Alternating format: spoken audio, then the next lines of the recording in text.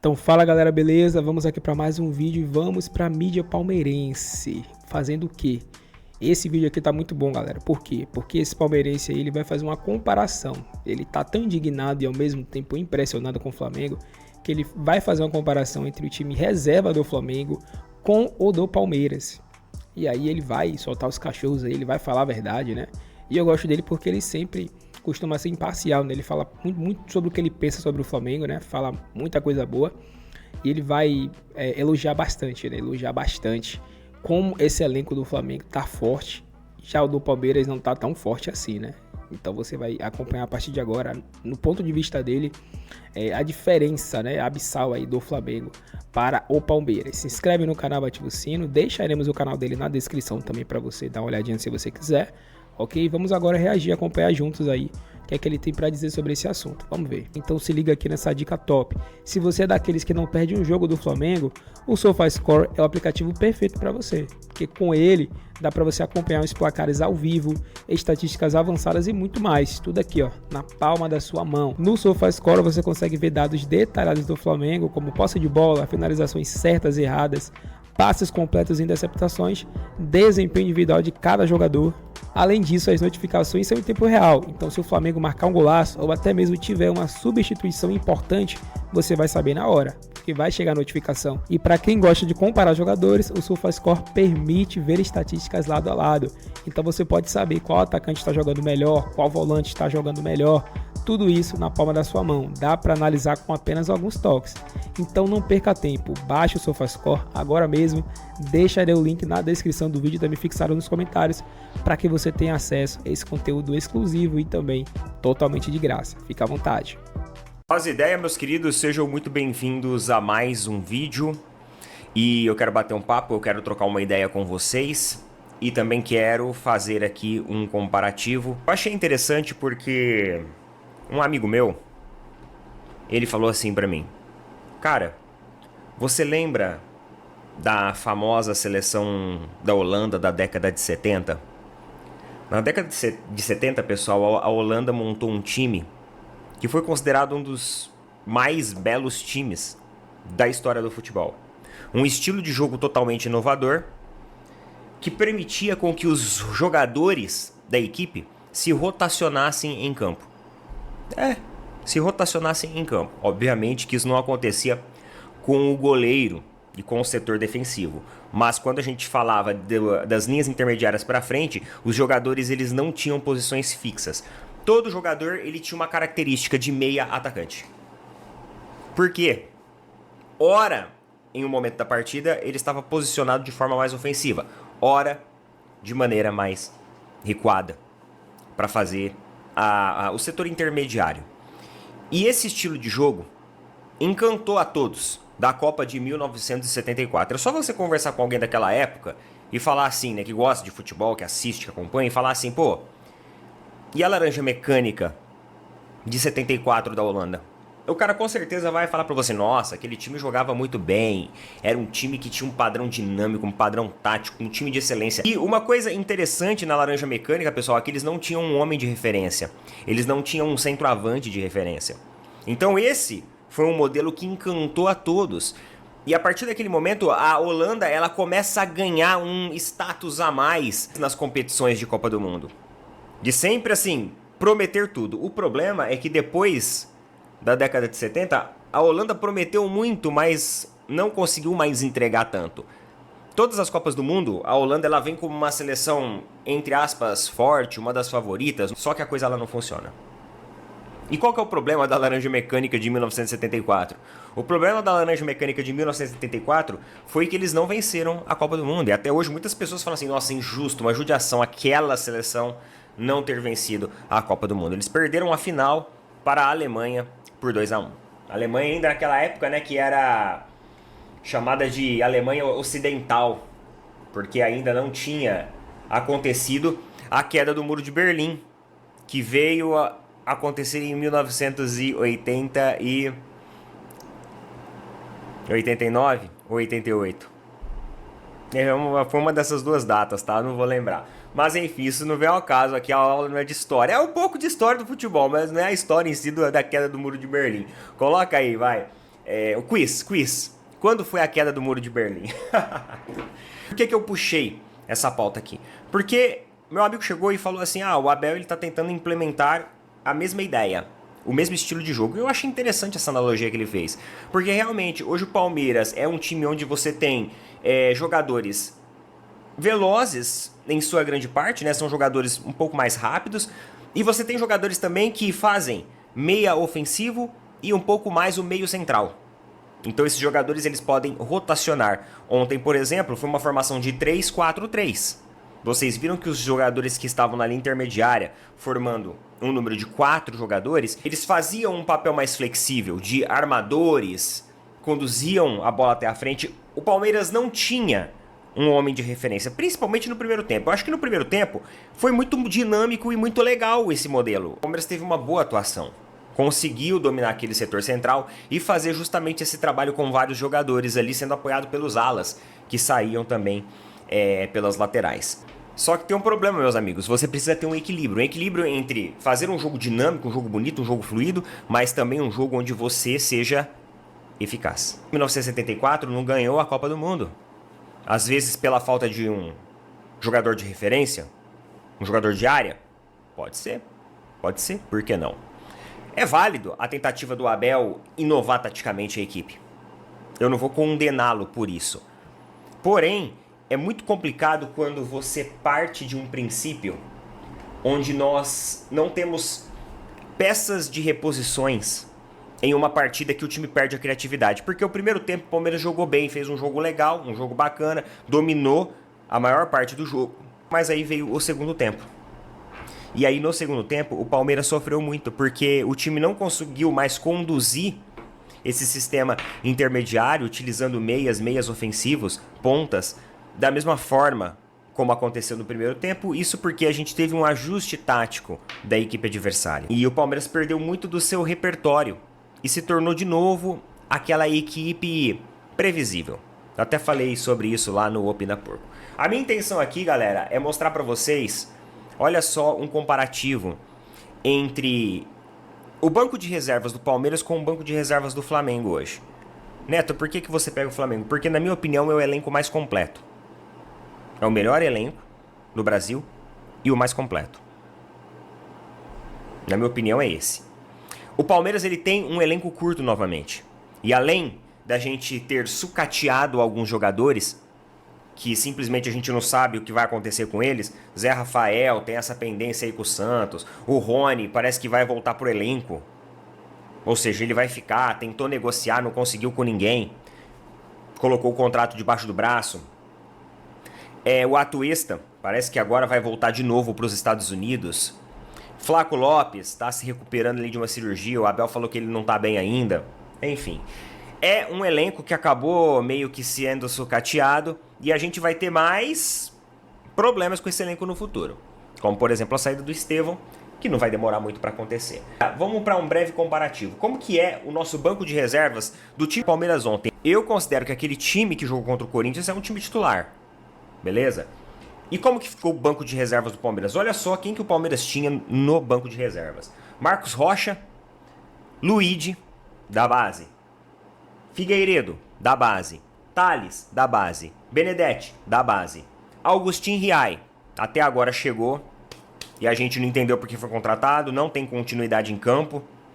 Quando entra estabanado, entra ansioso. Então simplesmente não entendi essa contratação. Aníbal Moreno, declinou demais de nível técnico, declinou demais de performance. Vanderlan, base. Marcelo Lomba, Emiliano Martinez, que é o cara que veio lá da Dinamarca, Fabinho e Alan Andrade.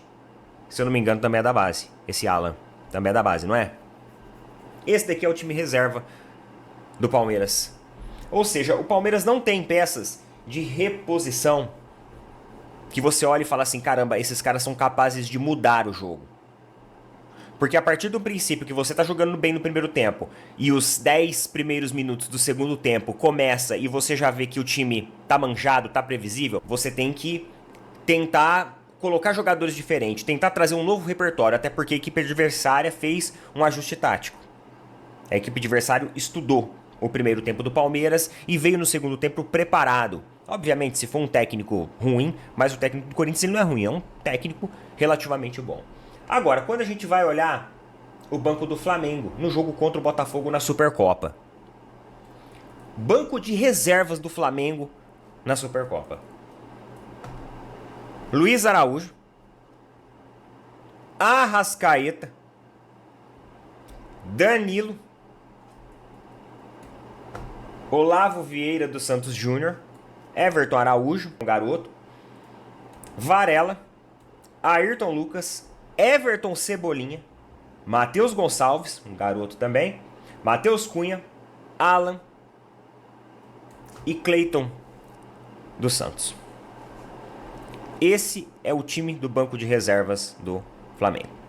E o time titular, que já era bom, quando entra Luiz Araújo e Jordan de Arrascaeta, eu não preciso dizer mais nada, né? A gente poderia parar nesses dois nomes, mas aí você ainda tem o Everton Cebolinha.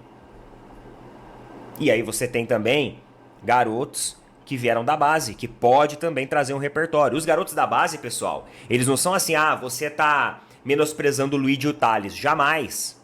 Pra mim, eles no elenco ótimo, desenvolvimento. Mas você precisa de ter jogadores também de referência. Jogadores que vistam a camisa e os caras olham e falam assim, caramba, aquele cara agora vai entrar. Você pensa, o Botafogo perdendo o jogo, em desvantagem, no segundo tempo, com o time num ritmo já cansado, porque já tinham levado um sacode no primeiro tempo, e aí os caras simplesmente tiram o jogador, e aí a hora que fala, nossa, finalmente, né, o jogador vai sair, tal, aí vem o Arrascaeta, aí vem o Luiz Araújo, aí vem o Everton Cebolinha, aí vem jogadores que desequilibram a partida. O Everton Cebolinha não chegou a entrar nesse jogo, mas enfim, vocês entenderam onde eu quero chegar. Pra mim é um absurdo um time de 1 bilhão de faturamento ter um banco de reservas com o que o Palmeiras tem hoje. E pra mim isso daí também já é culpa do Abel. Porque o Abel ele sempre gostou de trabalhar com elenco meio curto, né? Um time e meio. Só que com a temporada que a gente tem no futebol brasileiro e o ritmo que é, e o Abel já conhece o nosso calendário, ele já sabe disso, ele mesmo reclama do calendário, não tem como a gente ter um elenco tão curto. E além do mais, além de ser um elenco curto, é um elenco muito jovem. Até para os garotos jovens, como por exemplo o Thales, o Luigi, é importante você ter um camisa 9 que seja referência. Aquele camisa 9 que o moleque olha assim e fala assim, caramba, esse cara eu via no videogame. Olha, há 3 anos atrás eu tava jogando FIFA, comprando a carta, comprando esse cara no videogame pro meu time. E agora ele tá aqui do meu lado, é meu companheiro de equipe. Eu quero desenvolver, eu quero conhecer, eu quero absorver o máximo. Isso é até bom. É um fator estimulante, aumenta o nível anímico, aumenta a confiança, impõe respeito no adversário. É um absurdo o Palmeiras hoje ser, ao lado do Flamengo aí, né, a equipe mais rica do Brasil, uma das equipes mais ricas das Américas, e a gente não tem um jogador de referência. E aí, vamos entrar num esquema tático meio que laranja mecânica de 1974. Sim, jogaram lindamente, só que não foram campeões. Jogador caro de nome, pessoal, não vence partida, não vence campeonato, certo? Mas decide jogo. Um jogo como esse, ontem no segundo tempo, claramente faltou um homem que assumisse a camisa e assumisse a responsabilidade de falar assim, eu vou fazer esse gol, custe o que custar. Faltou ali um cara estilo Luis Soares, mesmo que mais velho, mas decisivo. Decisivo.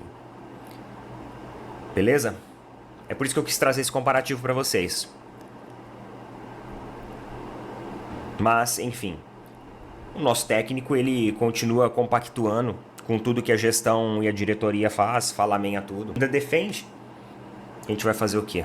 Vamos tentar encontrar a fórmula aí da laranja mecânica, mas que essa geração laranja, entre aspas, né, verde mecânica, que ela saia vencedora, diferente da seleção de 1974, que ficou na memória, ficou na história, mas não levou taça para casa.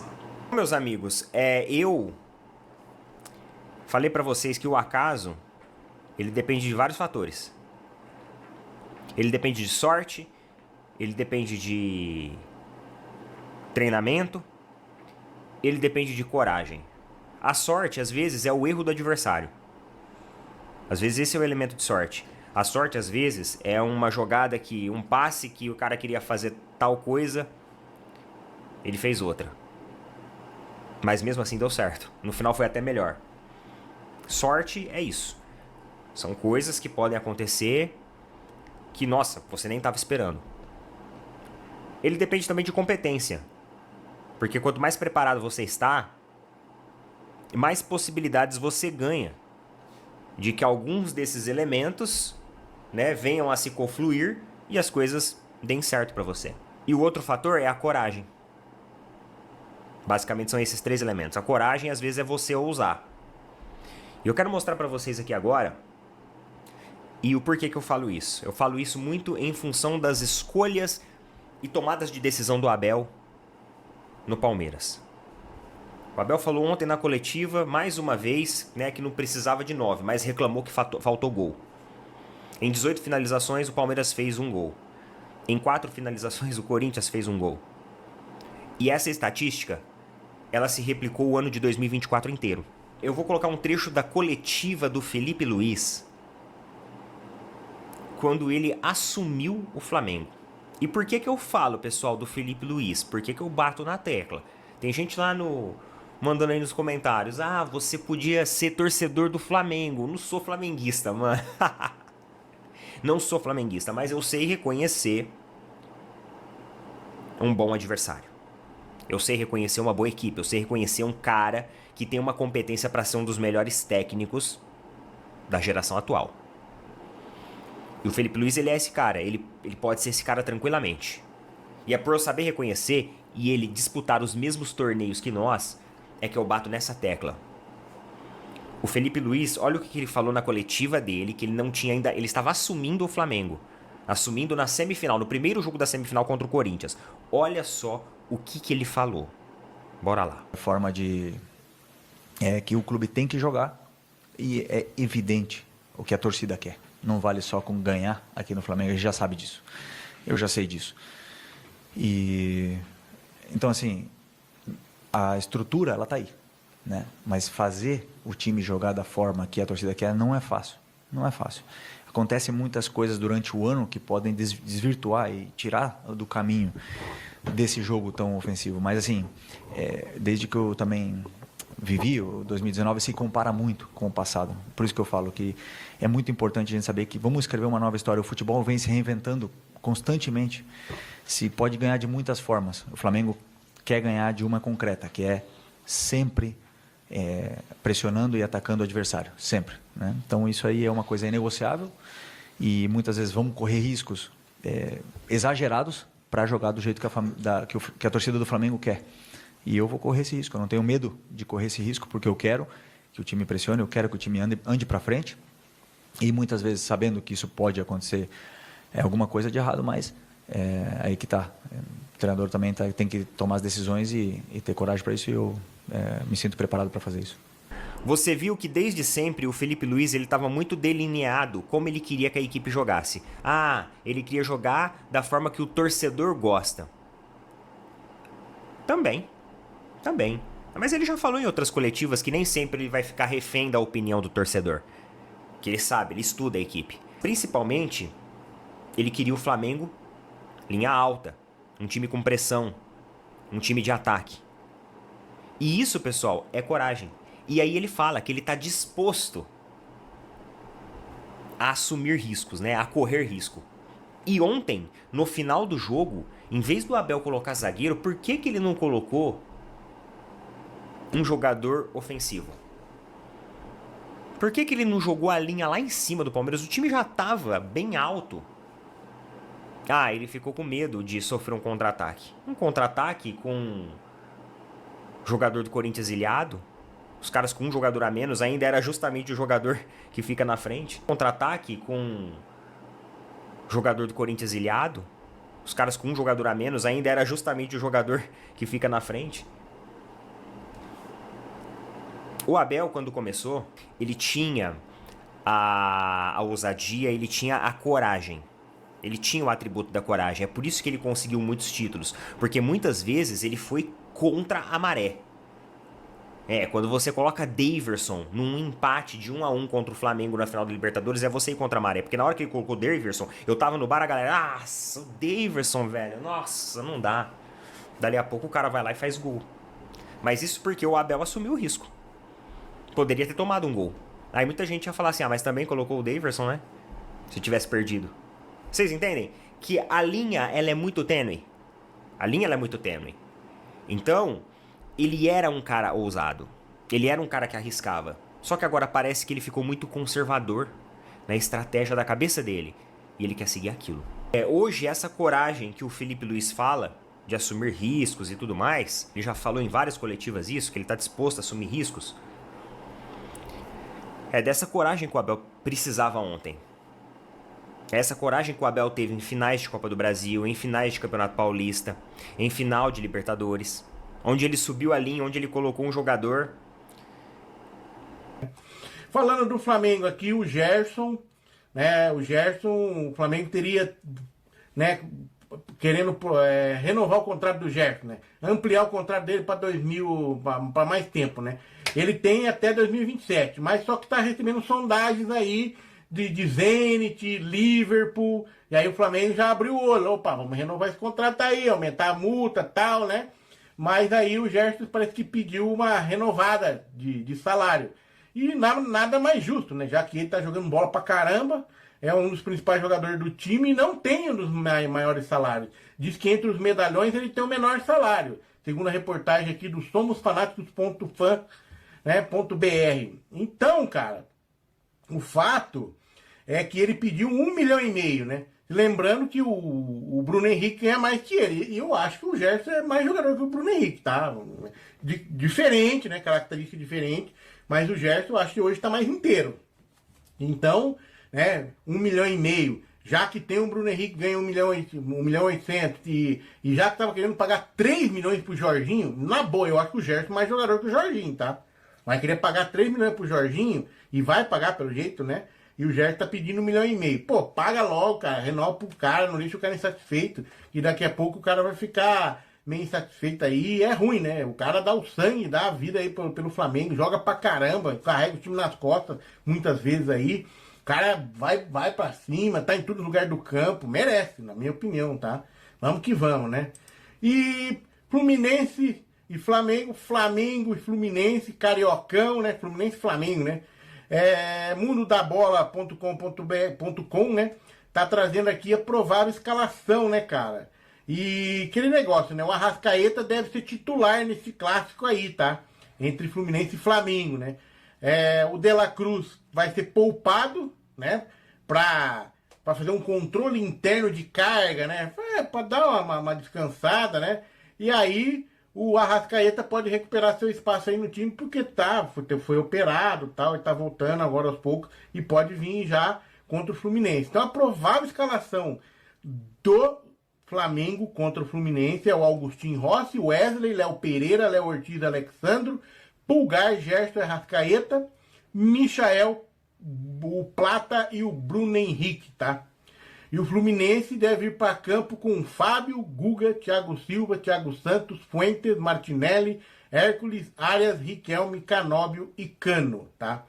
Então é o seguinte, você olhar a tabela do Campeonato Carioca, o Volta Redonda está em primeiro, o Flamengo em segundo. Só que o Volta Redonda tem um jogo a mais, né? Um jogo a mais e já tem 16 pontos. E o Flamengo está com 13, com um jogo a menos. Pode chegar à liderança aí se vencer o jogo contra o Fluminense. E o Fluminense tá lá em 8º lugar, fora do G4, né? Vergonhosamente fora do G4, com 10 pontos. A diferença é só de 3 pontos pro Flamengo também, né? Então o Fluminense já tem 8 jogos aqui. Então o Botafogo e o Flamengo estão com um jogo a mais, né? Um jogo a menos, né? Jogo a menos. E aí então poderão aí ampliar a sua pontuação. E o Fluminense tem que tomar cuidado, porque se perde o Flamengo, afunda, velho. Vai afundar o Fluminense. Imagina que vergonha não chegar aí nas semifinais do Carioca, velho. Não ficar entre os 4 ali. vergonhoso, né? Vergonhoso, né? Como coisa que o Botafogo tá acostumado a fazer já há anos aí, né? Embora ano passado ele ficou de fora, mesmo assim foi campeão da Libertadores e campeão brasileiro, né? Mas não vai acontecer mais, né? Que esse Botafogo aí não vai chegar, né? De boa. O Botafogo pode aí, no máximo, brigar por esse estadualzinho aí, na minha opinião, né? Isso se não dá uma derrocada aí no final aí e ficar de fora de novo aí nesse quadrangular, né? Se não mudou se não mudou ainda a regra é essa daí, né? Então Flamengo e Fluminense disputando algo importante. O Flamengo aí disputando para chegar na liderança, né? Do campeonato e ter vantagem lá no final. E o Fluminense para escapar dessa zona lá embaixo lá e encostar esse G4 aí para tentar uma vaguinha aí nas retas finais aí para as finais do Carioca aí, né? Senão vai ficar muito feio, né? Muito feio. Beleza? Vamos aguardar. Jogo aí vai ser no Maracanã. Jogaço às 16h30, tá? Um horário diferente. Geralmente ou é 16 ou é 17, né? Mas vai ser neste sábado aí, 16h30, e vamos acompanhar, né? De novo, sem o De La Cruz, mas provavelmente com a Arrascaeta entre os titulares. Beleza? Galera, então esse foi o vídeo aí, né? Vocês viram a mídia palmeirense, os palmeirenses falando aí sobre o elenco do Flamengo, sobre o time do Flamengo, né? Sobre o canal ali do Opina Porco falando, né? A gente viu que ele foi bem coerente, né? Em dizer que o time do Flamengo, que o elenco reserva do Flamengo, time B, é um time muito forte que dá sim, né? Para comparar. Na verdade é superior, né? De longe o time reserva do Palmeiras e o time principal do Palmeiras. Se você pegar algumas peças, você vê que o time do Flamengo ainda pode vencer, tá?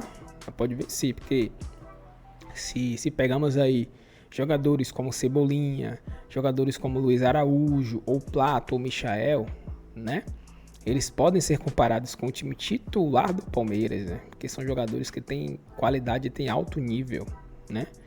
Então ele deixou bem claro a insatisfação dele, né? Mas por outro lado ele elogiou muito o time do Flamengo, né?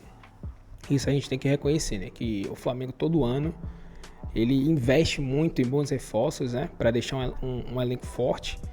E sempre traz jogadores de qualidade, né? Sempre traz. Se o Flamengo é um time forte, porque a diretoria tá sempre buscando trazer, né? E eles se esforçaram em trazer o Luiz Araújo, o Plata, o Michael, o Vinha, entendeu? O Juninho agora também, né? O De La Cruz, enfim, o próprio Alan também, né? Que não tá bem, mas é um cara que no Atlético Mineiro jogou muita bola. Pode ser que ele consiga retomar o seu bom futebol ainda.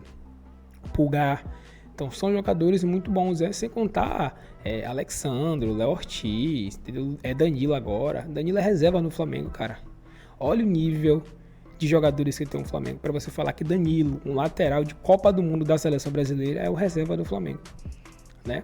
E tem grandes chances dele voltar à Seleção Brasileira agora no Flamengo, porque ele vai ter oportunidades. O Flamengo é um time muito midiático, é um time que está sempre disputando as ligas difíceis, e conquistando. Então, se ele performar bem, assim como vários outros jogadores, ele pode voltar à seleção. Assim como o próprio Gerson, né, que vem performando muito bem no Flamengo. E hoje, podemos dizer que ele é uma peça fundamental no Flamengo e está sempre sendo convocado na seleção brasileira, jogando bem na seleção brasileira também.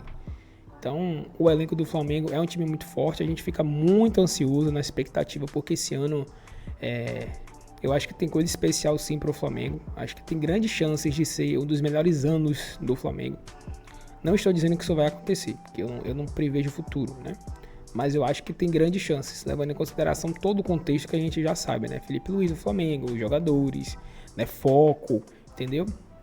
Como esse time vem jogando bem, como a cada jogo tem um crescimento muito grande. O momento atual, tudo isso, cara, tudo isso interfere muito.